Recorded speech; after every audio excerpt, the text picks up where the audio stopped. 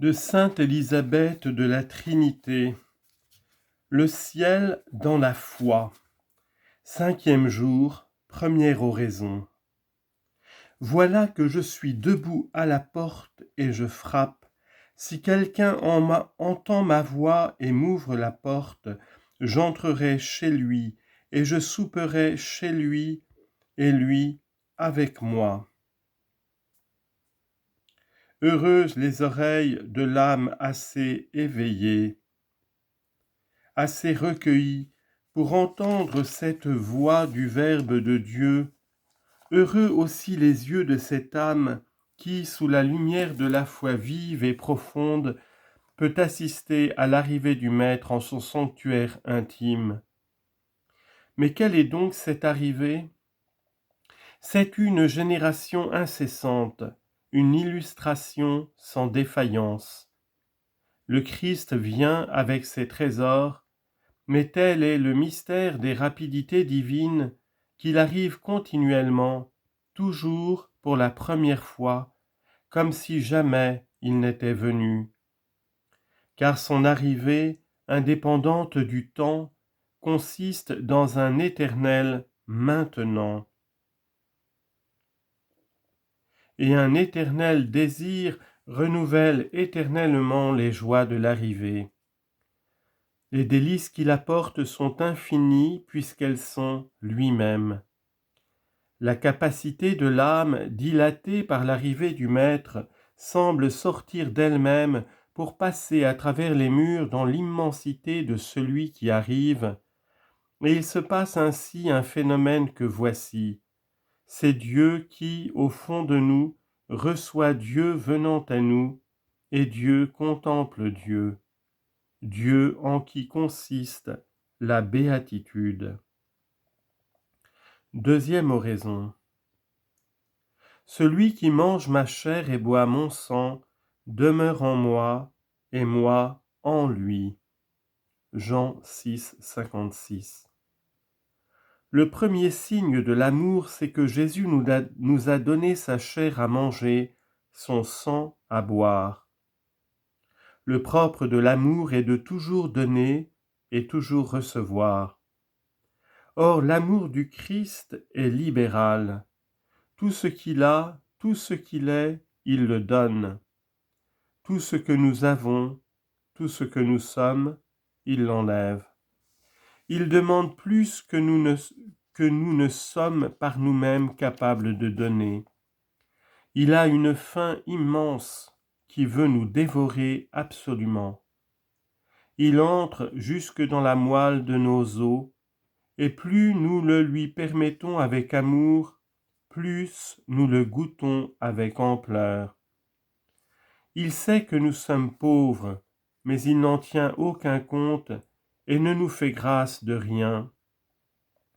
Il se fait en nous son pain lui-même, brûlant d'abord dans son amour vices, fautes et péchés.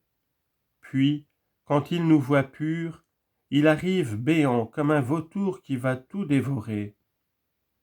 Il veut consumer notre vie pour la changer en la sienne, la nôtre pleine de vices, la sienne pleine de grâce et de gloire, toute préparée pour nous, si seulement nous nous renonçons. Si nos yeux étaient assez bons pour voir cette avide appétence du Christ qui a faim de notre salut, tous nos efforts ne nous empêcheraient pas de nous envoler dans sa bouche ouverte. Cela a l'air d'une absurdité, ceux qui aiment comprendront. Quand nous recevons le Christ avec le dévouement intérieur, son sang plein de chaleur et de gloire coule en nos veines, et le feu prend au fond de nous. Et la ressemblance de ses vertus nous vient, et il vit en nous, et nous vivons en lui, et il nous donne son âme avec la plénitude de la grâce, par laquelle l'âme persiste dans la charité et la louange du Père. L'amour entraîne en soi son objet, nous entraînons en nous Jésus, Jésus nous entraîne en lui. Alors, emportés au-dessus de nous dans l'intérieur de l'amour, Visant à Dieu, nous allons au-devant de lui, au-devant de son esprit qui est son amour, et cet amour nous brûle, nous consume et nous attire dans l'unité où nous attend la béatitude. Jésus-Christ regardait là quand il disait « J'ai désiré d'un grand désir de manger cette Pâque avec vous ». Luc 22, 15. 6e jour, première oraison.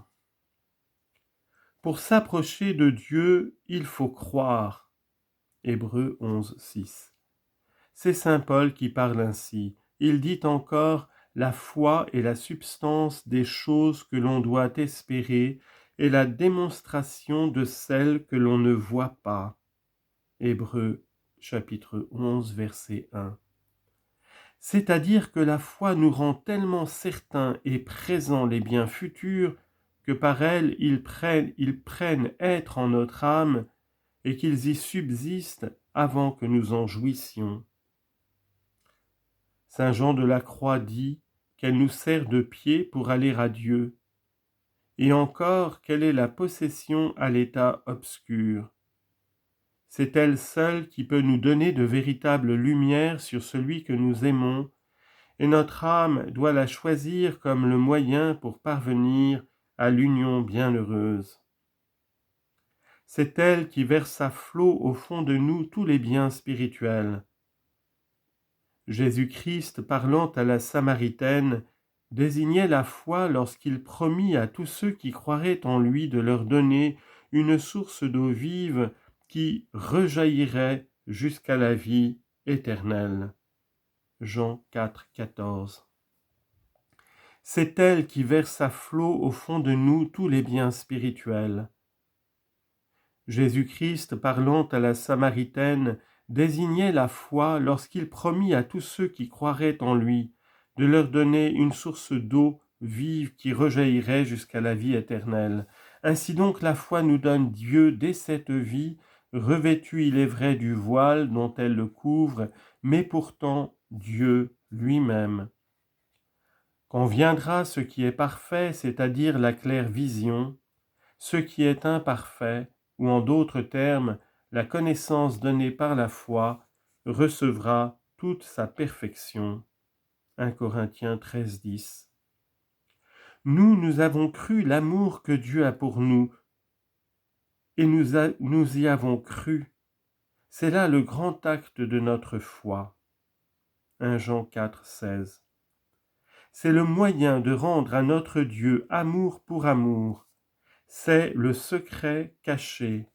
Colossiens 1, 26. Au cœur du Père dont parle saint Paul, que nous pénétrons enfin, et toute notre âme tressaille. Lorsqu'elle sait croire à ce trop grand amour qui est sur elle, on peut dire, comme il est dit de Moïse, il était inébranlable dans sa foi, comme s'il avait vu l'invisible. Hébreux 11, 27. Elle ne s'arrête plus au goût, au sentiment.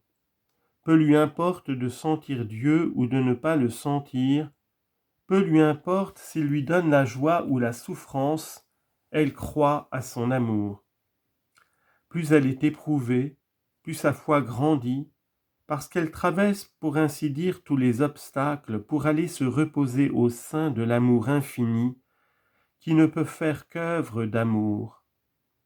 Aussi, à cette âme tout éveillée en sa foi, la voix du Maître peut dire dans le secret intime cette parole qu'il adressait un jour à Marie-Madeleine, « Va dans la paix, ta foi t'a sauvé. » Luc 7, 50. Deuxième oraison. Si ton œil est simple, tout ton corps sera lumineux. Matthieu 6, 22. Quel est cet œil simple dont le Maître nous parle, sinon cette simplicité d'intention qui rassemble dans l'unité toutes les forces dispersées de l'âme et unit à Dieu l'Esprit lui-même. C'est la simplicité qui rend à Dieu honneur et louange. C'est elle qui lui présente et lui offre les vertus. Puis, se pénétrant et se traversant elle-même, traversant et pénétrant toutes les créatures, elle trouve Dieu dans sa profondeur. Elle est le principe et la fin des vertus, leur splendeur et leur gloire. J'appelle intention simple celle qui ne vise qu'à Dieu, rapportant toutes choses à Dieu. C'est elle qui place l'homme en présence de Dieu. C'est elle qui lui donne lumière et courage. C'est elle qui le rend vide et libre aujourd'hui et au jour du jugement de toute crainte. Elle est la pente intérieure et le fondement de toute la vie spirituelle. Elle foule aux pieds la mauvaise nature. Elle donne la paix, elle impose silence aux bruits vains qui se font en nous. C'est elle qui augmentera d'heure en heure notre ressemblance divine. Et puis, au-delà des intermédiaires, c'est elle encore qui nous transportera dans la profondeur où Dieu habite et nous donnera le repos de l'abîme. L'héritage que l'Éternité nous a préparé, c'est la simplicité qui nous le donnera. Toute la vie des esprits, toute leur vertu consiste avec la ressemblance divine dans la simplicité, et leur repos suprême se passe sur la hauteur dans la simplicité aussi. Et suivant la mesure de son amour, chaque esprit possède une recherche de Dieu plus ou moins profonde dans sa propre profondeur. L'âme simple, se soulevant par la vertu de son regard intérieur, rentre en elle-même et contemple dans son propre abîme le sanctuaire où elle est touchée. D'un attouchement de la Trinité sainte. Elle a pénétré ainsi en sa profondeur jusqu'à son fondement qui est la porte de la vie éternelle.